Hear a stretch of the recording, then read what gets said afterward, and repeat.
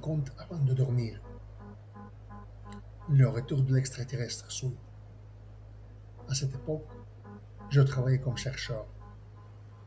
Mon poste, il s'avère, était spécialiste principal en recherche biologique et chimique.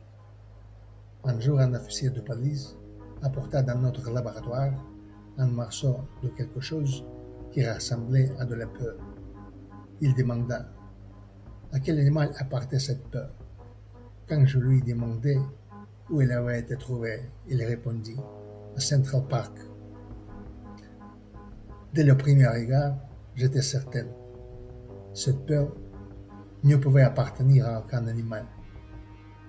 D'accord, dis-je. Étudions votre peur en laboratoire. À cette époque, je vivais près de Central Park à New York. Il est connu dans le monde entier que cet endroit est rempli de rumeurs diverses. Bref, j'ai promené mon chien tous les soirs. Je pensais, serait l'endroit où le peur a été trouvé, et le chien pourrait peut-être aussi trouver quelque chose. À cette époque, mon chien était un berger allemand intelligent. En arrivant à l'endroit voulu, je donnai le morceau de peur à sentir à mon chien et dit « Cherche ». Le chien trouva rapidement une piste. Endroit où on trouva des empreintes de panier ressemblant à celles d'un grand humain.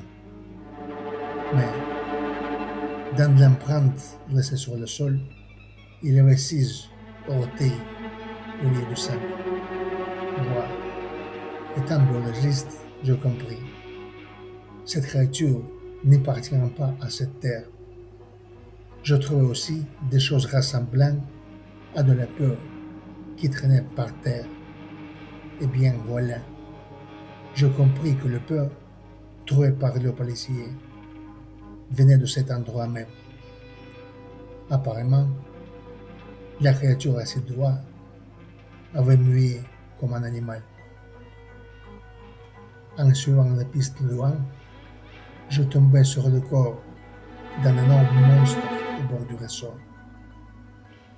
Le corps immobile et sans vie qui gisait à la correspondait parfaitement. Je décidai d'examiner le corps du monstre moi-même avant d'appeler la police. Ça peut être vert. Oui, c'est un extraterrestre, me convainquis-je fermement.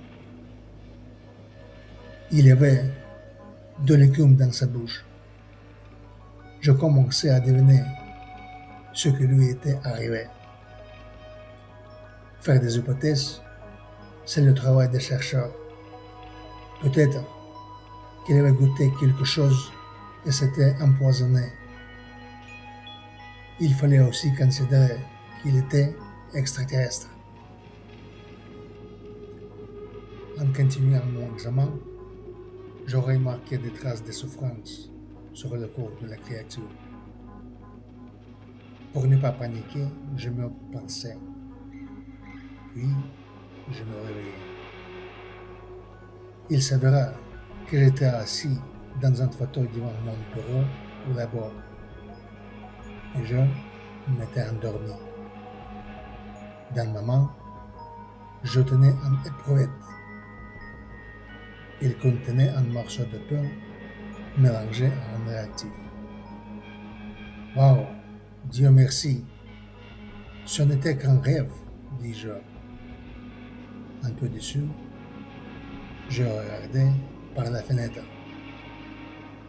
Là, dans mon visage, le visage d'extraterrestre me fixait.